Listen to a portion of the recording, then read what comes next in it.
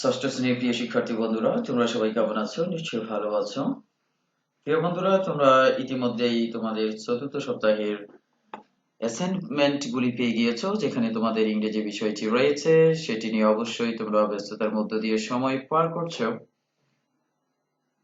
So তোমাদের ইংরেজি অ্যাসাইনমেন্টটা কিভাবে সাজাবে সেটি নিয়ে এই ভিডিওটি।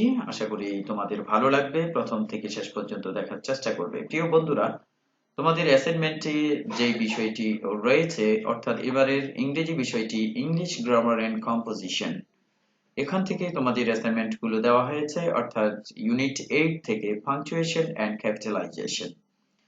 এই গ্রামার এই টপিকটার উপরেই তোমাদের হোমওয়ার্ক দেওয়া হয়েছে। তাছাড়া আরো একটি হোমওয়ার্ক দেওয়া রয়েছে, সেটি হচ্ছে আর তোমরা যদি কখনো রেল স্টেশন এবং বাস স্টেশনে গিয়ে থাকো এবং সেখানে তোমার অভিজ্ঞতাটা বর্ণনা করে একটি আম, সেই অভিজ্ঞতাটা তোমরা বর্ণনা করতে হবে, যে narrate your experience there in 200 words answering the following questions। এখানে কিছু কোশ্চেন দেওয়া আছে সেটার উপরে। সেই কোশ্চেনের উত্তরগুলোর মধ্য দিয়ে তোমাকে সেটা বর্ণনা করতে হবে 200 ওয়ার্ডের মধ্যে। অবশ্যই 200 ওয়ার্ডের বেশি কখনো হবে না। প্রিয় শিক্ষার্থী বন্ধুরা, এখানে দুটি হোমওয়ার্কের কাজই তোমাদেরকে করতে হবে। সো চলো বন্ধুরা, তাহলে আমরা দেখি আনসারটা কিভাবে তোমরা সাজাবে। প্রথমেই এখানে তোমাদের অ্যাক্টিভিটি 1 2 3, এটা ইউনিট 8 এ বোর্ড বইয়ের ইংরেজি মানে ইংলিশ গ্রামার ইন কম্পোজিশন বইয়ের ইউনিট 8 এ তোমরা এই অ্যাক্টিভিটি 1 2 এবং 3 সেটা কিন্তু পেয়ে যাবে। ঠিক আছে বন্ধুরা, তাহলে অ্যাক্টিভিটি 1 2 3 তে কি আছে চলো আমরা সেটা দেখে নেই। অ্যাক্টিভিটি 1 এ যেটি রয়েছে, যে নির্দেশনাটি রয়েছে, সেটি হচ্ছে select the correctly পাংচুয়েটেড sentence from the multiple choice below. অর্থাৎ অ্যাক্টিভিটি 1 এ তোমাদেরকে কয়েকটি প্রশ্ন করা আছে, যেখানে তোমাদের বিকল্প উত্তর এর মাঝ থেকে তোমাকে সঠিক উত্তরটি তোমাকে ওখানে চয়েস করতে হবে। প্রিয় বন্ধুরা, 1 নম্বরে যে 4টি সেন্টেন্স রয়েছে সেখানে আমরা বি কে সিলেক্ট করেছি কারেক্ট অ্যান্সার হিসাবে, কারণ বিটা তোমার অ্যাকিউরেট, সঠিকভাবে পাংচুয়েশনটা এখানে ব্যবহৃত হয়েছে। তেমনি ভাবে 2 3 4 5 প্রত্যেকটা থেকে এখানে সঠিক আনসারটি তুলে ধরা হয়েছে। আশা করি সেগুলা তোমাদের ভালো লাগবে। তোমরা বুঝতে পারবে যে কিভাবে তোমাদের এই অ্যাসাইনমেন্টটা তৈরি করবে। শুধু আনসারটি লিখলে হবে, সবগুলো লেখার প্রয়োজন নেই। প্রিয় বন্ধুরা, তোমাদের এভাবে কিন্তু প্রথম অ্যাক্টিভিটি 1 এ রয়েছে 6টি প্রশ্ন। ঠিক আছে, 6টি প্রশ্ন থেকে সঠিক উত্তরটি বাছাই করে তোমাকে লিখে দিতে হবে। প্রিয় বন্ধুরা, তারপরে রয়েছে অ্যাক্টিভিটি 2। অ্যাক্টিভিটি 2 তে কি নির্দেশনা রয়েছে সেটা হচ্ছে read the text below and use punctuation marks as needed in the underlined sentences। আশা করি বুঝতে পেরেছো। অর্থাৎ নিচের টেক্সটটি তোমরা পড়ো এবং পাংচুয়েশন মার্ক ব্যবহার করো প্রয়োজন অনুসারে, যদি প্রয়োজন হয় ইন দা আন্ডারলাইন সেন্টেন্সেস, অর্থাৎ আন্ডারলাইন সেন্টেন্স গুলোতে তুমি এই পাংচুয়েশন গুলো ব্যবহার করবে। এখানে সুন্দরভাবে ব্যবহার করা হয়েছে। আশা করি তোমাদের বুঝতে কোনো সমস্যা হবে না।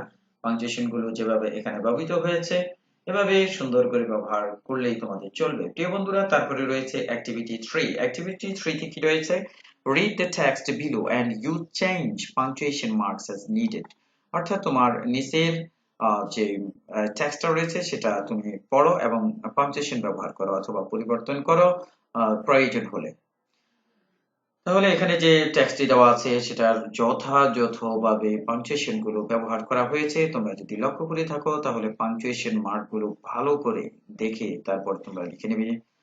এভাবেই তোমরা আনসারটা সুন্দর করে সাজাবে। প্রিয় বন্ধুরা, তারপরে রয়েছে আমাদের হোমওয়ার্ক 2। হোমওয়ার্ক 2 তে কি দেওয়া আছে? হোমওয়ার্ক 2 তে দেওয়া আছে, তোমাদেরকে বলা হয়েছে যে 200 ওয়ার্ডের মধ্যে তুমি রেল স্টেশন অথবা বাস স্টেশনে যদি গিয়েছো কিনা, সেখানে যদি গিয়ে থাকো তাহলে তোমাকে কি করতে হবে? 200 ওয়ার্ডের মধ্যে সেই অভিজ্ঞতাটা তোমাকে বর্ণনা করতে হবে এই প্রশ্নগুলো অনুসরণ করে। প্রশ্নগুলো কি? when did you go there, who accompanied you, why did you go there, what did you see there, what was very interesting to you, what didn't you like that much। ওকে প্রিয় বন্ধুরা, আশা করি এই প্রশ্নগুলো তোমরা বুঝতে পেরেছো, যে তুমি কখন গিয়েছিলে, তুমি তোমার সাথে কে গিয়েছিল, তুমি কেন গিয়েছিলে সেখানে, এরপরে তুমি সেখানে কি দেখেছিলে, what was very interesting to you, কি তোমার কাছে সবচেয়ে মজা লেগেছিল, খুব বেশি মজা লেগেছিল, what didn't you like that much, কোনটা তুমি খুব বেশি এটা পছন্দ করোনি। এগুলোর ও প্রশ্নগুলোর উত্তরের মধ্যে দিয়ে তোমাকে 200 ওয়ার্ডের মধ্যে তোমাকে বর্ণনা করতে হবে তোমার সেই রেলওয়ে স্টেশন অথবা বাস স্টেশনে যাওয়ার, ওখানে যা দেখেছো সেটা বর্ণনা করে। প্রিয় বন্ধুরা, এখানে সুন্দরভাবে সাজিয়ে দেওয়া হয়েছে, তোমরা এটা দেখে সুন্দরভাবে তোমাদের অ্যাসাইনমেন্টটা তৈরি করে ফেলতে পারো। Experience at a railway station and a bus station. Okay, এখানে দেওয়া আছে যে yes, I have visited not only a railway station but also a bus station. Both places always remain crowded. I've visited these places multiple times.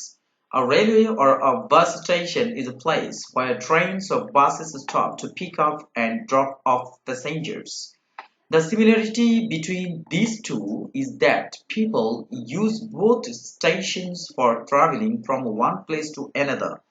The dissimilarity between these two is that a bus station is for buses and a railway station is for trains. Last time I visited a railway station in last December. My father accompanied me. I went there with my father to go to Dhaka by train. At the railway station, I saw a lot of things to notice. The most noticeable thing is that people are very happy to get on a train. I saw many hawkers and sellers selling different types of products there. The most interesting thing I saw in the station was that when any train is about to leave the station or to enter the station, everybody on the train or the surrounding area becomes very happy. I did not like the pollution in the train station at all. আশা করি প্রিয় বন্ধুরা তোমরা তোমাদের এই অ্যাসাইনমেন্টটা কিভাবে সাজাবে, কিভাবে তৈরি করবে সেটা তোমরা বুঝতে পেরেছো। যদি ভিডিওটি ভালো লেগে থাকে প্রিয় বন্ধুরা, তোমরা অবশ্যই আমার এই চ্যানেলটিকে সাবস্ক্রাইব করে নেবে, কারণ সামনের দিকে তোমাদের অত্যন্ত গুরুত্বপূর্ণ ভিডিও তোমাদের জন্য আপলোড করা হবে, যে ভিডিওগুলো তোমাদের শিক্ষার সাথে সংশ্লিষ্ট, অর্থাৎ সামনে যে ভিডিওগুলো আসবে সেগুলো অবশ্যই ইংলিশ রিলেটেড হবে, অর্থাৎ ইংরেজি গ্রামারের উপরে এবং ইংরেজি কথা বলার উপরে ভিডিওগুলো আপলোড করব। আশা করি সেগুলো তোমাদের জন্য অত্যন্ত সহায়ক হবে ইংরেজি শেখার ক্ষেত্রে। প্রিয় বন্ধুরা, তাহলে আজকের মতো এখানে বিদায়।